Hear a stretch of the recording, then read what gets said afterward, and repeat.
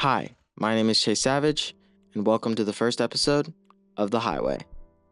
When people think of transportation in America, they usually think about driving a car, but there are many other ways to get around Evansville. Many cities will have some forethought as to create systems to help with transporting citizens, and luckily for us, there are systems in place that help with getting around Evansville. For anyone who doesn't know what's out there, I'd like to first start off and explain, what systems Evansville has, and just to give us a starting point, give us a foundation to work off of in the coming episodes. And to begin this section, I'd like to talk about the Metro City buses.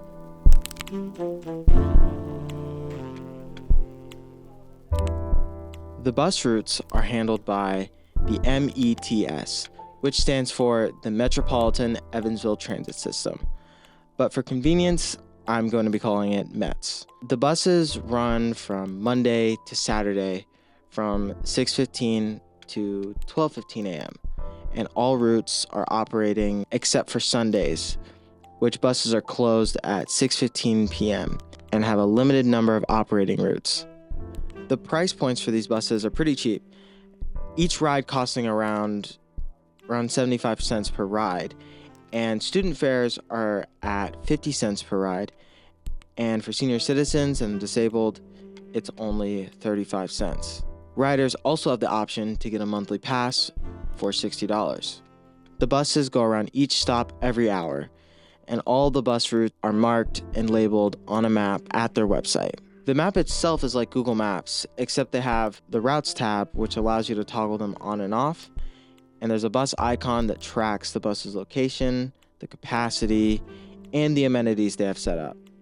They also show every stop the bus has to go through, and each bus stop has these circles that'll tell you where the stop is at and the time of the next arrival. Also, good news, every bus is air conditioned, has a bike rack, and has a wheelchair lift, making them very accessible for all kinds of people during all the seasons. Moving on to the reliability of the buses, for this section, it's going to come down to more anecdotal evidence that says the buses are kind of reliable.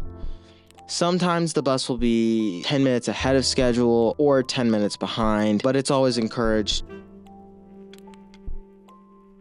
To help with that, METS has an app for the bus tracker website called METS My Ride, which was launched during May 2025, which has all the functionalities of the map on the app.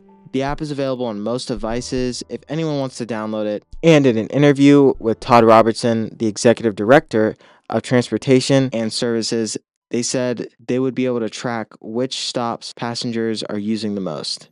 And quote, "This will help us with planning future amenities such as shelter and benches." I can't say for sure how many benches they've added in the last 9 months since the app's release, but I do know the apps show which stops have benches and shelters and which ones do not.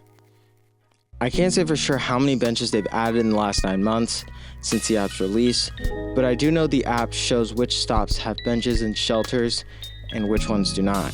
The reviews for this app leave much to be desired as to its effectiveness, as although there are only 2 reviews, both of them citing the lack of accuracy of the time shown, how little information is explained, the bus icons not showing up properly, and the general inconvenience of the app. And the only update they've had so far is one from 3 weeks ago, and that's only to change the age rating. Unfortunately, it seems like the app doesn't have much use outside of just a convenient way to plan trips and see the bus routes. But not to be deterred, METS also has another app, which is called METS Micro, a ride-sharing app, which is basically like Uber or Lyft. The benefit being it's significantly cheaper, at $2 per ride, as said on their website. They also have the exact same service hours as the bus routes. They have a limited area that they cover on the map, blue being for the METS Micro area, and black being for the overall Evansville transit coverage. The METS Micro area covers downtown Evansville all the way past the Eastland Mall. The map will route the way for you and tell you if you need to use the cars or the buses, including the bus route you'll need to use and if you need to make any transfers at the bus stations. They also say how soon your bus will arrive at the station and give you an ETA. You can search up the place you want to be dropped off with ease. METS also offers a service for people with disabilities, one of them being called the ADA Paratransit and the other being called the Convenient Fare. Both use wheelchair-accessible vans. The ADA Paratransit is for people with disabilities who are unable to ride the fixed public bus routes because of their disability, creating alternatives for people who need a little extra help.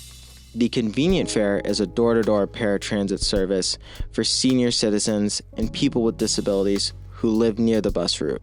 These people can typically make the bus most of the time, but may need help with certain trips or may need the van depending on the situation. Are meant to guarantee the protection of these people's civil rights as a part of the Americans with Disabilities Act of 1990, or as the service is called, the ADA.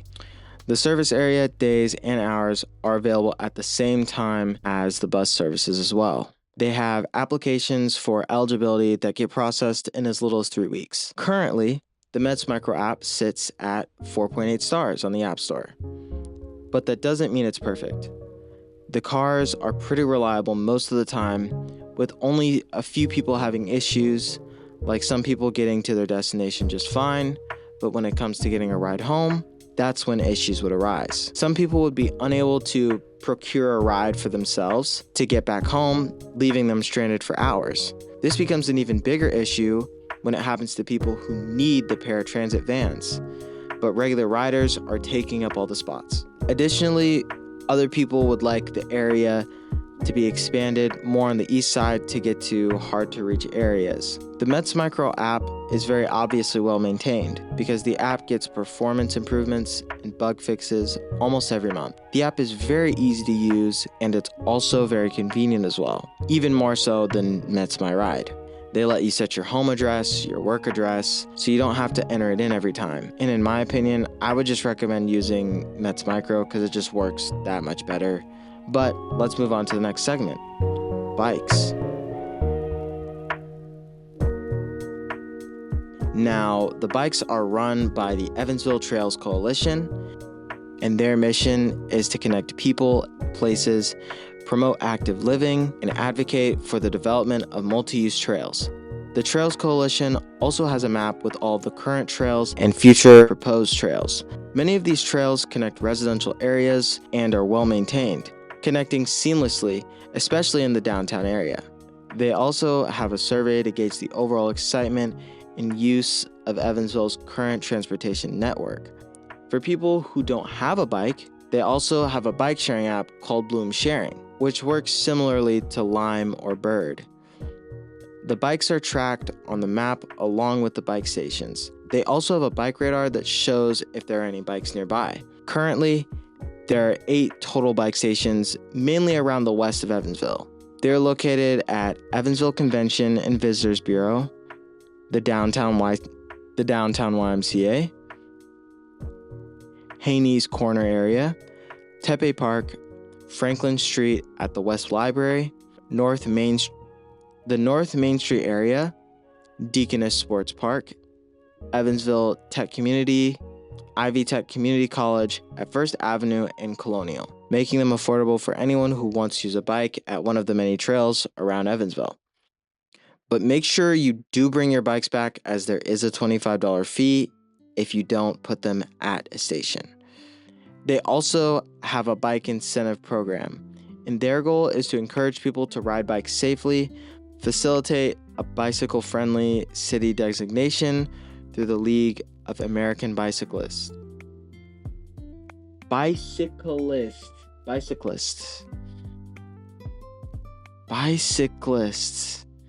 Wow, that's a stumper. They also have a bike incentive program, and their goal is to encourage people to ride bikes safely, facilitate a bicycle-friendly designation through the League of American Bicyclists, and also to increase the economic growth for local businesses.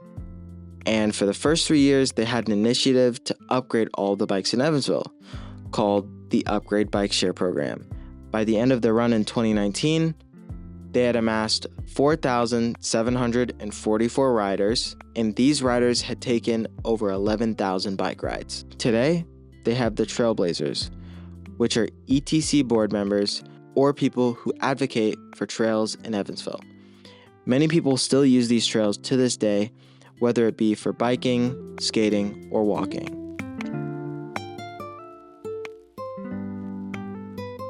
For the second to last segment, we're going to talk about pedestrians and sidewalks. Speaking of walking, the trails double as hiking trails for pedestrians to walk through the city, as many of the trails and streets are a part of the trails maintained by the Trails Coalition. In 2021, Evansville adopted a complete street approach, requiring all types of users with varying levels of ability to be considered. This means making streets safer through universal design like curb ramps, crosswalks, curb extensions, and sound indicators for the visually impaired. There are many images on their website showing the many beautiful trails they have. Unfortunately, they don't have an app that shows all of the trails together, but when it comes to walking downtown in the city, the streets are wide and can accommodate anyone who wants to use them very well. Now that we've covered all the current ways to travel around Evansville, let's go into their strengths and potential improvements. Starting with buses. The main benefits are low cost, tracking the buses, and the app that allows you to find where the bus stops are located. Although, as I said before, there's a much better app that does everything Mets My Ride does, but better. If possible, some improvements could be made to the app's functionality to provide accurate bus tracking. The arrival times need to be more accurate and at least displayed, including making the map less laggy when you're zooming in and out. And it may not be much, but I believe having more advertising for all of these apps, especially at least on the bus stops, or having a shelter at each university could help students be more aware of the bus's existence. Besides all that, I think it's more important to have the bus come in 30-minute intervals like they did before COVID, because buses coming every hour is pretty inconvenient, especially compared to Mets Micro, which all around seems to be more convenient. Especially compared to Mets Micro, which all around seems to be the most convenient way of getting from place to place on the east side of Evansville. The app gives consistent rides, and they'll even tell you the best way to get to your destination outside the designated area. The challenge comes when any rides are outside said area, because then you'll have to be relying on the buses to take you where you need to go. So we suggest they increase the area size to some of the food places on the east side and to the west side of Evansville, since there are schools, shops, and the Mesker Park Zoo as well.